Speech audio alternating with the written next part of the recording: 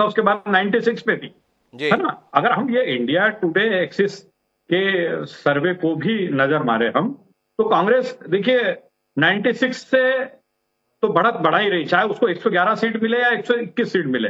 कांग्रेस कांग्रेस जो है वो एक 15 से 25 सीट की बढ़त मध्य प्रदेश में बना रही है। और देखिए, चाहे वो सट्टा बाजार को हम गैरकानूनी कहें, लेकिन कहीं ना कहीं मध्य प्रदेश के बारे में या अन्य राज्यों के बारे में जो सट्टा बाजार के प्रिडिक्शन रहते हैं वो इसी तरह का। आज ही मेरी सुबह जो बात जानकारी मैंने ली सट्टा बाजार में के जो से जो जुड़े लोग हैं, उनका कहना है कि 106 से 109 बीजेपी, 117 से 119 कांग्रेस। अब ये जो सर्वे आ रहे हैं, जो अभी आपने बताया प्रिडिक्शंस जो आ रहे हैं, ये देखिए लगभग इसके आसपास, तो मध्य प्रदेश को लेकर एक परिदृश्य लगभग स्पष्ट हिमांशु जी नहीं, ऐसा नहीं है। यहाँ पे कॉन्ट्रोडिक्टरी सर्वे है। छत्तीसगढ़ में जो सर्वे आ रहे हैं वो कमोबेश एक सी कहानी बता रहे हैं। वो कहानी ये बता रहे हैं कि देखो भाई, कांग्रेस की सरकार छत्तीसगढ़ में बरकरार रह सकती है, और देखो भाई भाजपा की भी सरकार छत्तीसगढ़ में बन सकती है। पर मध्य प्रदेश में ऐसा नहीं है। मध्य प्रदेश में इंडिया टुडे एक्सेस भाजपा और कांग्रेस दोनों की सरकार बना दे रहा है। 106 से 116 के साथ में भाजपा के खेमे में तसल्ली है या बन सकती है, और वही कांग्रेस के संदर्भ में है कि भाई अपनी भाजपा से बेहतर बन सकती है 111 से 121। लेकिन जी न्यूज सीएनएक्स का जो सर्वे है अरविंद जी, वो कांग्रेस को बहुमत से साफ तौर पर दूर रखता है। वो ये कहता है कि 97 से 107 सीटें ही पाएगी कांग्रेस, और भारतीय जनता पार्टी 118 से 130 तक पा सकती है। मतलब बहुमत में कोई संशय नहीं है, 116 चाहिए, कम से कम 118 तो आएंगी, और ज्यादा पे अगर गए तो 130 भी पाएगी। ये विरोधाभास है। मैं आपकी बात से सहमत हूं कि अलग अलग एजेंसीज के अलग अलग सर्वे हैं, अलग अलग उनके आंकड़े सामने आ रहे हैं, लेकिन ओवरऑल जो मध्य प्रदेश को लेकर परिदृश्य, जो प्रिडिक्शंस हैं, पॉलिटिकल एनालिस्ट जो है उनसे भी बात हो रही है, पॉलिटिकल पार्टी से जुड़े लोगों से बात हो रही है, जो लोग चुनाव के गणित को जानते हैं, चुनावी उठापटक को जानते हैं, उनका भी यही कहना है कि मध्य प्रदेश में क्लोज फाइट है। भारतीय जनता पार्टी ने सरकार उसी की रहे, इसमें कोई कसर बाकी नहीं रखी। कांग्रेस की पूरी कोशिश इस बात को लेकर रही कि जो 2018 का नतीजा है हम उससे बेहतर करें। और देखिए, मैं मध्य प्रदेश के एक बड़े हिस्से की बात आपसे करता हूँ, मालवा निमाड़ जिसको कहते हैं। 66 कॉन्स्टिट्यूंसी है मालवा निमाड़ की, और मैंने बहुत क्लोजली इस इलेक्शन में इन कॉन्स्टिट्यूंसीज को वॉच किया है। यहाँ पर जो है सीन जो था पुराना, वो बाई इलेक्शन के बाद जो है 29 कांग्रेस है, 34 बीजेपी है। तो आप ये मान लीजिए कि लगभग 28 से 30 सीट यहाँ पे बीजेपी को जा रही है, 30 से 32-33 सीट कांग्रेस को जा रही है, और 1 या 2 सीट पर अन्य उम्मीदवार जीतेंगे। तो जो मेरा प्रेडिक्शन है मध्य प्रदेश को लेकर कि नेक टू नेक फाइट है, लेकिन मुझे लग रहा है कहीं ना कहीं कि 5 से 10 सीटों की बढ़त कांग्रेस इस समय मध्य प्रदेश में हासिल करके चल रही है। ये मेरा मानना है। आप ऐसा भैया के साथ जाति क्यों कर रहे हो अरविंद जी? लाडली बहना के संदर्भ में इतनी मेहनत हुई, इतनी कोशिश हुई, इतना प्रयास हुआ, इतना आशीर्वाद हुआ, ये 3 सर्वे आए और आपने इसके साथ में भैया के साथ में इस प्रकार की बात कहना शुरू कर दिया। ऐसा अरविंद जी आप क्यों कर रहे हो? जी देखिए, लाडली बहना एक फैक्टर है, लेकिन उसके साथ साथ ओल्ड पेंशन, पहली बार वोट डालने वाले जो वोटर्स हैं उनमें अनएम्प्लॉयमेंट, नौकरियों में करप्शन जैसे तमाम इश्यूज को लेकर जो नाराजगी है, एक एंटी इनकम्बेंसी बड़ा फैक्टर है, और दूसरा जो करप्शन है वो भी एक मध्य प्रदेश में इशू है। तो जो लाडली बहना है वो अपनी जगह, लेकिन ये 4 इश्यूज को भी हम इग्नोर नहीं कर सकते मध्य प्रदेश के इलेक्शन में। तो इनको जब हम इन पे भी क्लोजली वॉच रखेंगे, इनको ऑब्जर्व करेंगे, तो आपको बिल्कुल स्पष्टता के साथ, देखिए मालवा निमाड़ की बात करें, ग्वालियर चंबल की, देखिए ग्वालियर चंबल में भारतीय जनता पार्टी से जुड़े लोगों का मानना है कि ग्वालियर चंबल में यदि हम 34 सीटें हैं वहां पर, यदि हम 2018 का प्रदर्शन दोहरा लें तो हमारे लिए बड़ी बात होगी। ये ग्वालियर चंबल से जुड़े राजनीतिक विश्लेषक भी कह रहे हैं। हम चलिए वहां मानते हैं कि पिछली बार उनको 7 सीट मिली थी 2018 में, बाई इलेक्शन में सिनेरियो चेंज हो गया था, लेकिन ग्वालियर चंबल हो, विंध्य हो, जहां पर विंध्य में कांग्रेस बॉटम पे थी, 4 सीट मिली थी उसको हिमांशु जी, है ना। तो ये सारे जो समीकरण हैं, जो कहीं ना कहीं ये तीनों जो बड़े रीजन हैं, मालवा निमाड़ में चलिए हम मानते हैं कि लगभग पुराना परिदृश्य ही इस रहना, लेकिन ग्वालियर चंबल में जो फायदा हो रहा है, विंध्य में जो फायदा हो रहा है, तो ये सारी, देखिए मध्य क्षेत्र जरूर भाजपा का बहुत मजबूत है, राजगढ़, होशंगाबाद, विदिशा, रायसेन, ये मैं क्षेत्रवार भी जाऊंगा अरविंद जी, लेकिन मेरे पास क्षेत्रवार अभी बात करने के लिए जो डाटा है वो छत्तीसगढ़ के संदर्भ में जो सी वोटर के द्वारा किया गया है, और उस पर शैलेश नितिन त्रिवेदी से बात करने के लिए मैं बड़ा बेकरार हूं। कमाल का प्रदर्शन था शैलेश जी, आप नितिन जी आपका, 2018 में। अब हम बस्तर से बात करते हैं। जब भारतीय जनता पार्टी का शासनकाल था, वो जो भी प्रदर्शन करते ये बताते थे कि सत्ता की चाबी बस्तर से निकलती है। पिछली बार तो देखा कि ताला और चाबी दोनों ही बस्तर से निकल गए। 12 में से 11 सीटें आप जीत गए। क्या किए वहां पर, जिसके चलते आपकी सीटें घटती हुई कम से कम इस सर्वे में दिख रही है? इसके संदर्भ में कोई दृष्टि देंगे?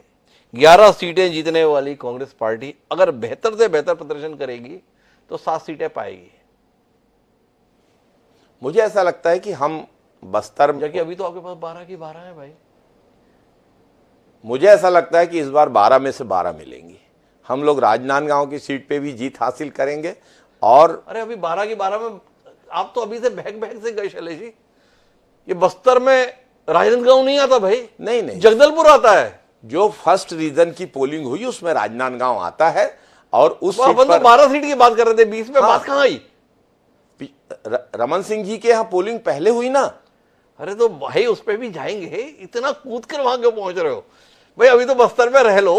बस्तर में 12 में आपके पास में सीटें अगर आएंगी तो ज्यादा से ज्यादा 7 आएंगे। और हम इस चर्चा को आगे बढ़ाए उससे पहले हमारे साथ में भारतीय जनता पार्टी के छत्तीसगढ़ इकाई के महामंत्री और रायगढ़ विधानसभा क्षेत्र से बेहद संभावनाशील ओपी चौधरी जी जुड़ चुके हैं। लोग आश्चर्य करोगे, संभावनाशील पे इतना जोर क्यों?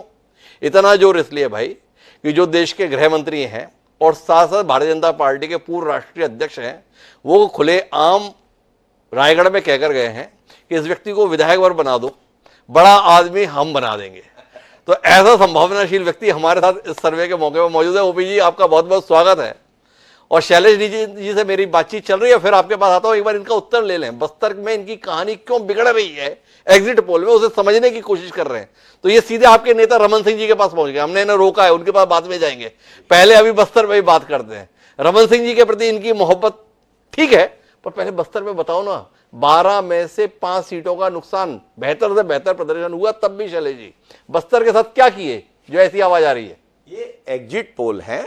एग्जिट पोल 7 सीटों का अनुमान अगर दे रहे हैं, मैं आपको आश्वस्त करता हूं हमारी सीटें 12 में से 12 ही आएंगी। अच्छा एक बात बताओ शैलेश जी, आपने ये बोला कि हम 60 सीटें तो जीत ही लेंगे क्योंकि भाजपा ज्यादा से ज्यादा 30 सीटें जीतेगी, ये आपने बताया।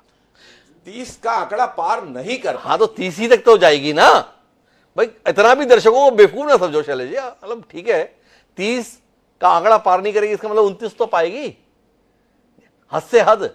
तो ये बताओ कि 12 की 12 तो आप बस्तर में जीत रहे हो, ये आपने बता दिया, तो निपट कहां से रहे हो जिसके चलते भाजपा की 29 सीटें तक आ सकती हैं, ये बता दो। एग्जिट पोल चुनाव परिणाम नहीं है जो आप मुझसे निपटने का प्रश्न देखो शैलेश जी, अभी जो आपने बात कही ना उसी पे रहते हैं। आपने ये कहा कि भाजपा 30 से पार नहीं पाएगी, 29 तक तो पाएगी। और बस्तर में आप सीधे बोल रहे हो कि हाँ तो हम 12 की 12 पा रहे हैं, निपट कहां रहे हो जिसके चलते अब बाकी जगह इतना नुकसान होगा कि भाजपा जो है 29 सीटों तक पा जाएगी। सीटवार हार जीत की बात कर पाना, कह पाना जब एग्जिट पोल के लिए संभव नहीं है तो मैं कैसे कह पाऊंगा? आप मेरे से इतनी अपेक्षा कैसे कर रहे हैं? क्या बात कर रहे हो शैलेश जी? आपने 15 साल से विपक्ष में बैठी हुई कांग्रेस को सत्ता में लाने में भूपेश बघेल और टी.एस. सिंहदेव के बाद सबसे बड़ी भूमिका निभाई थी। ऐसे क्षमतावान व्यक्ति से सवाल ना करें तो किससे करें? बहरहाल हमारे साथ ओपी चौधरी जी हैं। चौधरी जी, रुझान आ रहे हैं, रुझान ये बता रहे हैं कि कांग्रेस की बढ़त है और रुझान ये बता रहे हैं कि कांग्रेस सरकार बनाए रखने में सफल हो सकती है। पर रुझान जैसे तैसे ये भी दिखा रहे हैं कि अगर आपका भाग्य वाकई चेत गया तो सरकार आप भी बना सकते हैं। क्या कहते हैं आप इन रुझानों के संदर्भ में? अगर आप चाहें तो मैं रुझान को एक बार फिर से पढ़ सकता हूं। छत्तीसगढ़ के संदर्भ में जो रुझान है वो इंडिया टुडे एक्सेस का ये बोलता है कि 36 से 46 सीटें भाजपा को मिल सकती हैं, पर कांग्रेस को 40 से 50 मिल सकती हैं। जन की बात यह कहता है कि 34 से 45 सीटें भाजपा को मिल सकती हैं और 42 से 53 सीटें कांग्रेस को मिल सकती हैं। एबीपीसी वोटर्स ये कहता है कि 36 से 48 सीटें भारतीय जनता पार्टी को मिल सकती हैं, लेकिन कांग्रेस को 41 से 53 सीटें मिल सकती हैं। क्या कहते हैं ओपी चौधरी जी, आपकी पहली प्रतिक्रिया? मासू जी, सबसे पहले तो मैं शैलेश नितिन त्रिवेदी जी को शुभकामना भी दूंगा 3 तारीख के लिए, वो भी चुनाव लड़े प्रत्याशी के रूप में। और मैं यही कहना चाहूंगा, लेकिन मैं बीच में रोकना चाहूंगा, एक मिनट ओपी चौधरी जी, शुभकामनाएं आपने शैलेश नितिन त्रिवेदी को दे दी 3 तारीख के लिए, ये टंकराम वर्मा को आप क्या देंगे जो भाजपा के प्रत्याशी है? टंकराम भैया जी हमारी पार्टी के हैं, तो अपनी सारी ऊर्जा और शक्ति उनको दे चुके हैं। शुभकामनाएं कम से कम शैलेश भैया को दे तो शैलेश जी कोई गफलत पार्टी नहीं अपनी है, अपनी जो देने की बाकी सारी चीजें थी वो ओपी चौधरी जी ने टंकराम जी को दी है, आपको केवल शुभकामनाएं दी है। जी ओपी जी अब आगे बढ़ते हैं। तो मैं यही कहना चाहूंगा कि जो ट्रेंड है हिमांशु जी, सारे सर्वे, सारे अनुमान जो भी हैं, उनका सारे एग्जिट पोल के सारे बिंदुओं में ये दिखाई दे रहा है कि एक पॉजिटिव राइजिंग ट्रेंड, एक पॉजिटिव राइजिंग ग्राफ बीजेपी के फेवर में, इसमें किसी को कोई संदेह नहीं, किसी भी सर्वे करने वाले को। 15 सीट पर हम 5 साल पहले थे, या अब इस बार आप देखेंगे कि 4 महीना पहले लोग कुछ और बोलते थे, 3 महीने पहले लोगों का स्वर और बदला, 2 महीना पहले और बदला, और आज हम काउंटिंग 2 दिन पहले खड़े हैं तो लोगों का स्वर और भी बदल चुका है। 20 दिन तो पहले मेरा मानना है आप मतगणना के दिन स्वर ना ओपी चौधरी जी, मैं थोड़ा और विस्तार देता हूं, आप 1 महीने पे 2 महीने पे रुके, मैं फिर कहता हूं 20 दिन पहले आप कहीं नहीं थे, ऐसा भी ट्रेंड था। अब आगे बढ़ते हैं जी। मैं ये बोलना positive rising trend, positive rising graph BJP के फेवर में सारे सर्वे मान रहे हैं जी। तो ये positive trend, positive graph Bharatiya Janata party को स्पष्ट जनादेश की ओर लेकर जाएगा, इस पे मुझे कोई संदेह नहीं है। और मैं जो थोड़ा बहुत पॉलिटिकली सेंस कर पा रहा हूँ, जो बहुत सारी सीटों को फाइट में मार रहे हैं, कोई 50-50 बोल रहा है, कोई टक्कर की बोल रहा है, कोई फंसा हुआ बोल रहा है, जो एक पॉजिटिव ट्रेंड बीजेपी के फेवर में, वो सारी सीटें भाजपा के पक्ष में आएंगी और स्पष्ट जनादेश की सरकार भारतीय जनता पार्टी छत्तीसगढ़ में भी बनाएगी। मेरा ये पॉलिटिकल सेंस कहता है। नहीं तो ऐसा पॉजिटिव ट्रेंड से आप उत्साहित हो गए, क्या आप इस भूमिका से भी संतुष्ट रहने वाले हो कि ठीक है सत्ता में नहीं आए तो क्या हुआ है, मजबूत विपक्ष के तौर पर तो एक भूमिका हम लोगों को मिल ही जाएगी, क्या इतना पर्याप्त है ओपी चौधरी जी? देखिए, हम स्लॉग ओवर तक, लास्ट ओवर तक, लास्ट बॉल तक पूरी तन्मयता के साथ अपना 100% देते हुए बैटिंग किए हैं जी। और लोकतंत्र में जनता क्या जनादेश देती है उसका तो पूरा सम्मान रहेगा, हमेशा रहेगा। जनता जो जनादेश देगी उसके अनुसार हम अपनी भूमिका को अच्छे तरीके से निभाएंगे। जनादेश सरकार का आएगा उसका भी हम 100% देते हुए काम करेंगे। अगर जो मैं मानता हूं कि जनादेश विपक्ष का नहीं आएगा, वो भी अगर आता है, राजनीति में हर संभावना खुली रहती है, तो हम मजबूत विपक्ष के रूप में इस सरकार की ईंट से ईंट बजा देंगे अगर कांग्रेस की बनी तो, क्योंकि ये माफियाओं की सरकार रही है। शैलेश नितिन त्रिवेदी जी को बड़ा दुख होता है। अच्छा एक बात बताओ, ये स्लॉग ओवर में, आखिरी ओवर में, आखिरी गेंद तक अपना सब कुछ झोंकने की आप बात कर रहे हैं, ये आंकड़े देखकर इस बात का मलाल ओपी चौधरी जी आपको नहीं आ रहा है कि सब कुछ किए, एक कर्ज माफी और कर देते तो ट्रेंड और बेहतर हो सकता था? भारतीय जनता पार्टी के अपने कुछ मान्यताएं हैं, उसके अनुसार भारतीय जनता पार्टी ने बेहतर से बेहतर छत्तीसगढ़ की जनता जनार्दन के लिए प्रस्तुत किया है। युवाओं की बात हो, महिलाओं की बात हो, यूथ के लिए पीएचसी में जांच बात हो, किसान की बात हो, सबके लिए भारतीय जनता पार्टी ने अपना सर्वस्व बेस्ट करने की कोशिश की और छत्तीसगढ़ की जनता इससे संतुष्ट है। ओपी चौधरी जी अब तो चुनाव हो लिया, अब तो केवल परिणाम आना है, तो थोड़ी बात खरी खरी हो जाए। अपना सर्वस्व दे दिया, ऐसा कैसा सर्वस्व है जिसमें कांग्रेस कर्ज माफी कर पाती है पर भाजपा कर्ज माफी का नहीं कर पाती है? इतनी कमी क्यों है आपके खजाने में भाई? अब कांग्रेस के लिए मैं क्या बोलूं, उन्होंने महिलाओं के लिए तो कहा था कि पहले 6,000 रुपए प्रति वर्ष देंगे, 2018 के घोषणा पत्र में भी कहा था जी। वो तो 6 रुपए दिए नहीं। और जब भारतीय जनता पार्टी मातृवंदन योजना माताओं बहनों के लिए लेकर आई, 12,000 रुपए की बात चली, पूरे जब छत्तीसगढ़ में लहर सुनामी बदलने लगी तो अचानक अपना स्टैंड बदलते हुए भूपेश बघेल जी भागते हुए टीवी की स्क्रीन के सामने आए, 15,000 दूंगा। ये क्या कोई भारतीय कांग्रेस का कोई स्टैंड नहीं है, वो तो कुछ भी बोलेंगे, वो तो किसी भी तरह से प्रकार ने सत्ता प्राप्त करने के लिए कुछ भी बोल रहे थे, इसलिए उनकी क्रेडिबिलिटी जनता के बीच में नहीं है। भारतीय जनता पार्टी जो बोल रही है उसकी क्रेडिबिलिटी। आपने बड़ी दुखती रख पर हाथ रख दिया शैलेश नितिन त्रिवेदी की, ऐसा लग रहा है शैलेश जी बोले मुझे बोलना है इस पे, तो शैलेश जी आपके पास ही आता हूं, चूक गए आप थोड़ा सा। 5 तारीख को जब अपना घोषणा पत्र दे रहे थे, उसी में ही अगर 15,000 का शॉट खेल दिया होता तो ओपी चौधरी जी के लिए आंकड़ा इतना उत्साहित करने वाला तो नहीं होता जिसमें वो अपनी सरकार बनता हुआ भी देख लें, और नहीं देखे तो ईंट से ईंट बता देंगे, ऐसी वाणी के साथ में अपनी विपक्ष में भूमिका तो देख ही लें। क्या कहते हैं? नहीं हिमांशु जी, ये हमने दिवाली के लिए गृह लक्ष्मी योजना की घोषणा को रोक के रखा था और मुख्यमंत्री जी ने दिवाली के दिन जो ये घोषणा की जी, उससे भारतीय जनता पार्टी के तीनों स्तंभ एक साथ उखड़ गए। अच्छा एक मिनट रुकिए, लेकिन एक मिनट रुकिए तो सही शैलेश जी, क्या है कि आप जब बात बोलते हैं ना तो अचानक मेरे दिमाग में भी सवाल आ जाता है। आपने बताया कि हमने दिवाली तक के लिए रोक रखा था और भाजपा के तीनों स्तंभ उखड़ गए। तीनों स्तंभ जो उखड़ गए वो तो ठीक है, पर वो स्तंभ जो उखड़े ना वो 70 सीटों के संदर्भ में उखड़े। 20 सीटों पर वोटिंग जो है ना वो 7 तारीख को होली। ये अपन बात कर रहे थे कि ये बस्तर में हालात इतने खराब क्यों। अब आपको लग रहा है क्या अगर ये घोषणा 5 तारीख को हो गई होती तो 7 तारीख में जिन 20 सीटों पर वोट गिरे हैं उनमें कहानी कुछ बदल गई होती? क्योंकि आपने बताया ओपी चौधरी जी के तीनों स्तंभ उखड़ गए, उस समय तो टिके हुए थे ना स्तंभ।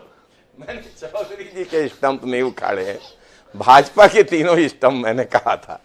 मैं दूसरी बात कहने जा रहा था, मेरे को अगर आप एक क्षण के लिए अवसर दें, मैं आपसे असहमत हूं जी। आप कहते हैं भाजपा कर्ज माफी नहीं कर सकती, भाजपा तो कर्ज माफी करती है। भाजपा ने 95 करोड़ उद्योगपतियों का कर्ज माफ किया, भाजपा किसानों की कर्ज माफी नहीं करती। भारतीय जनता पार्टी ने, याद करिए, पहले एक बार नारा दिया था, भाजपा का कहना साफ, हर किसान का कर्जा माफ, और उन्होंने बाद में सिर्फ डिफाल्टर किसानों का कर्ज माफ किया, हार्डली 150 करोड़ की कर्ज माफी। हमने 9,600 करोड़ की कर्ज माफी की और फिर 10,000 करोड़ से अधिक की कर्ज माफी करने जा रहे हैं। यही तो अंतर है भाजपा और कांग्रेस के बीच में। वे उद्योगपतियों की कर्ज माफी करते हैं, वे जाएं और उद्योगपतियों से वोट मांगे। हमने किसानों की कर्ज माफी की थी और करेंगे, हमको किसानों के वोट मिलेंगे, मजदूरों के वोट मिलेंगे, ग्रामीण अंचल के वोट मिलेंगे, स्पष्ट है सब कुछ। तो किसके वोट नहीं मिल रहे जिसके चलते आप इतने फंसे फंसे से दिखाई दे रहे हैं? चलिए, नहीं, हम लोग फंसे नहीं हैं, हम लोग पूरी तरीके से स्पष्ट हैं और स्पष्ट जीत की ओर आगे बढ़ रहे हैं। अच्छा, अगर आप जीत की ओर आगे बढ़ रहे हैं तो एक सीट के संदर्भ में और बात कर लेते हैं। अपन ने बस्तर पे बात की तो उसमें कुछ कुछ तो कहानी समझ में आई कि वो जो आपकी क्लीन बोल्ड करने वाली जो गुगली थी ना वो दिवाली पर आई और बस्तर में बॉलिंग पहले हो गई, इसलिए शायद कुछ गड़बड़ हो गई। लेकिन मैं सेंट्रल रीजन के संदर्भ में बात करता हूँ। सेंट्रल रीजन के संदर्भ में जो कहानी है उसके अंतर्गत पिछली बार आपकी 43 सीटें थी, भारतीय जनता पार्टी की 14 सीटें थी, 7 अदर्स की थी, बसपा और जोगी कांग्रेस। इस बार की कहानी ये बताई जा रही है 33 सीटें अधिकतम आएंगी कांग्रेस पार्टी की, भारतीय जनता पार्टी की अधिकतम 30 सीटें, अदर्स की 1 सीट, कुल 64 सीटों की ये कहानी है।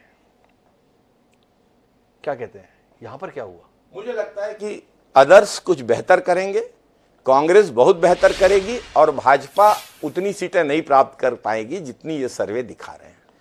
नहीं, आप बहुत बेहतर करेंगे, अदर्स भी बेहतर करेंगे, कांग्रेस भाजपा इतनी सीटें नहीं पाएगी जितनी पा रही है। तो भाई भाजपा की पिछली बार तो कुल 14 सीटें थी, उतने तक ही सीमित रहेगी जी, और कांग्रेस और बेहतर कर रही है।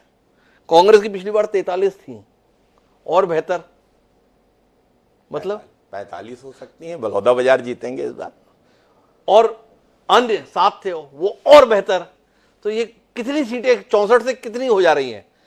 70, 75, 80? क्या विधानसभा में सीटें बढ़वाने का आदेश वादेश कर दिया क्या आपने? नहीं, वो तो परिसीमन के बाद होगा। लेकिन आपका आंकड़ा तो ऐसे ही जा रहा है। नहीं, ऐसा नहीं है, कांग्रेस की सीटें बढ़ेंगी, बीजेपी की कम होंगी। अभी तो आपने कहा कि इतनी तो रह जाएंगी। भाजपा के संदर्भ में आपका आत्मविश्वास इतना हिला हुआ था क्यों? 14 सीटें भाजपा की पूरे प्रदेश में है, सेंट्रल रीजन में थोड़ी है हिमांशु जी। चलिए, मैं आखिरी दौर की बातचीत के लिए अरविंद तिवारी जी के पास आना चाहता हूं। ये जो छत्तीसगढ़ के आंकड़े हैं अरविंद तिवारी जी, इंदौर में बैठकर आपको कितने अपेक्षा के अनुरूप या चौंकाने वाले लग रहे हैं, इस पर आपकी दृष्टि चाहिए। नहीं, देखिए, मैं इन आंकड़ों को चौंकाने वाला तो बिल्कुल नहीं मानूंगा, क्योंकि पिछले 10-12 दिन 15 दिन से जो सीन हमारे सामने छत्तीसगढ़ का आ रहा था जी, उसमें इन आंकड़ों को मैं बिल्कुल चौंकाने वाला नहीं मानूंगा। उसमें ये स्पष्ट हो रहा था कि छत्तीसगढ़ में भारतीय जनता पार्टी ने मुकाबले को बहुत कड़ा कर दिया। जितने भी सर्वे आ रहे हैं, 5-7 सीटों का अंतर, 10 सीटों का अंतर, इससे ज्यादा कहीं कुछ वो नहीं हो रहा है। मतलब कांग्रेस जो है वो 55 के अंदर ही है, भारतीय जनता पार्टी उससे 8-10 सीटें पीछे चल रही है, और जो कांग्रेस का जो पुराना परफॉर्मेंस था, कांग्रेस उसको किसी भी हालत में दोहराने की स्थिति में नहीं है। ये तो बिल्कुल साफ परिदृश्य हो गया है, इसमें कहीं कोई शक शुबा है ही नहीं। अब ये तो बिल्कुल स्थिति बहुत स्पष्ट है। लेकिन बहुत मतलब कहा जाए इसमें मैं थोड़ा सा आपको अरविंद जी एक बात बताना चाहता हूं। 2018 के एग्जिट पोल में किसी ने भी कांग्रेस की 68 सीटों के संदर्भ में उम्मीद नहीं की थी। लोगों ने कांग्रेस की सरकार बनाने पर भी संशय किया था। 3 सर्वे ऐसे थे, 3 सर्वे सरकार बनवा भी रहे थे तो एक लिमिटेड आंकड़े के साथ ही बनवा रहे थे। केवल एक्सिस ऐसा सर्वे था जो बहुत उदारता दिखाया तो 60 सीटों तक पहुंचाया। तो क्या आप इन आंकड़ों तक ही रहना चाहेंगे या आप मानते हैं कि नहीं, कांग्रेस इससे भी बेहतर प्रदर्शन कर सकती है? नहीं, देखिए, मुझे लगता है कि 2 चीजों को लेकर स्थिति यहां पर स्पष्ट है कि छत्तीसगढ़ में कांग्रेस को बढ़त मिल रही है। पहली बात तो ये। दूसरी बात है कि बहुत ज्यादा अंतर कांग्रेस और भाजपा के बीच में नहीं रह रहा। तीसरा ये कि कांग्रेस जो है अपना पिछला परफॉर्मेंस से बहुत पीछे चल रही है। ये 3 चीजें बहुत स्पष्ट। और देखिए, आप देख लीजिए जितने सर्वे अभी आपने सामने रखे उसमें बढ़त कांग्रेस की बताई जा रही है कि अंतर कम हो रहा है, लेकिन बढ़त कांग्रेस की बनी हुई है। ये कुल मिलाकर हमारे को बता रहे हैं अरविंद तिवारी जी। अरविंद तिवारी जी, आपका बहुत बहुत धन्यवाद ऐसे महत्वपूर्ण मौके पर हमारे साथ जुड़ने के लिए। लेकिन मेरे साथ में बने हुए हैं ओपी चौधरी जी, और ओपी चौधरी जी के साथ साथ हमारे साथ में संतोष पांडे जी भी जुड़ चुके हैं। भारतीय जनता पार्टी का तेज तर्रार चेहरा छत्तीसगढ़ की सियासत में है। जिस राजनांदगांव के लिए बातचीत करने को शैलेश नितिन त्रिवेदी जी बेहद बेचैन थे, उस राजनांदगांव संसदीय क्षेत्र का प्रतिनिधित्व वर्तमान में संतोष पांडे जी करते हैं। तो संतोष जी का भी स्वागत है और चर्चा को अब अभी आगे बढ़ाए हुए हैं ओपी चौधरी जी के साथ। तो ओपी चौधरी जी, कुल मिलाकर अभी एक और आंकड़ा आया है, पता नहीं आपको अच्छा लगेगा कि नहीं लगेगा, पर आंकड़ा आया तो बताना तो पड़ेगा। ये न्यूज 24 टुडे चाणक्य का है। चाणक्य आपको बहुत भाते हैं और चाणक्य के सर्वे ने 2014 में धूम मचा दी थी, आपको याद होगा। हर तरफ चाणक्य ही चाणक्य था। तो वो चाणक्य का सर्वे जो है ना, वो ये बताता है कि कांग्रेस को 57 सीट मिल रही है और इसके मुकाबले में भारतीय जनता पार्टी को 33 सीट मिल रही है। ऐसा हम नहीं कह रहे, चाणक्य कह रहा है, चाणक्य सर्वे एजेंसी कह रही है। ओपी चौधरी जी, देखिए, मैं फिर वही कहना चाहता हूं कि जितने भी एजेंसीज हैं सबका मानना है कि भारतीय जनता पार्टी एक राइजिंग ट्रेंड में है जी। वो मैं निश्चित रूप से मानता हूं, जितना मैंने ग्राउंड पे फील किया है, कि भारतीय जनता पार्टी को इस पर जनादेश की ओर लेकर जाएगा जी। मतलब जो 15 सीटों के पहले आज से 6 महीना पहले जो बातें होती थी, 3 महीना पहले, 2 महीना पहले, एक पॉजिटिव ट्रेंड है और इस पर जनादेश की सरकार भारतीय जनता पार्टी के फेवर में बनेगी। जनादेश जनता जनादेश का भाजपा को मिलेगा, ये मेरा पॉलिटिकल सेंस कहता है। अपने के विश्लेषकों के मान्यता है, लेकिन सारे विश्लेषक भी मान रहे हैं कि बहुत ही पॉजिटिव ट्रेंड में भाजपा। ओपी चौधरी, एक बात बताओ, आप अपने आप से, अपने प्रदेश नेतृत्व से और अपने राष्ट्रीय नेतृत्व से आज कितने नाराज हो? यह सवाल इसलिए है कि आपने खुद कहा कि देखो 4 महीने पहले क्या हालात थे, 2 महीने पहले क्या हालात थे, 1 महीने पहले क्या हालात थे, और फिर हमने कहा कि देखो 20 दिन पहले क्या हालात थे। जब 20 दिन में कहानी इतनी बदली सी दिखने लगी, तो जो आपको 4.25 साल मिले थे उसमें ऐसा कुछ क्यों नहीं किया कि कहानी पूरी बदल पाती? इस बात को लेकर कितने नाराज हैं आप अपने आप से, अपने प्रदेश नेतृत्व से, अपने राष्ट्रीय नेतृत्व से? ओपी चौधरी, लगातार भारतीय जनता पार्टी के सभी लोगों ने काम किया, लेकिन पॉलिटिकल कम्युनिकेशन में कई सीमाएं होती हैं। कई बार किसी का माया होता है, उसको टूटने में कई बार समय लगता है। जैसे धान का विषय है, धान में एफसीआई जो भाजपा के समय में 24 लाख मीट्रिक टन चावल दिया करती थी, तो 36 लाख मीट्रिक टन धान के बराबर होता था, बढ़कर 61 लाख मीट्रिक टन तक गया। तो 80% 90% तक धान से बने हुए चावल की खरीदी एफसीआई ने की। ये सब बातें हम पॉलिटिकल कम्युनिकेशन में करते रहे, कोशिश करते रहे, लेकिन कई चीजें समझाने में हमको समय लगा और वो जाते जाते लास्ट तक छत्तीसगढ़ की जनता अच्छी तरह समझ पाई कि कांग्रेस तो केवल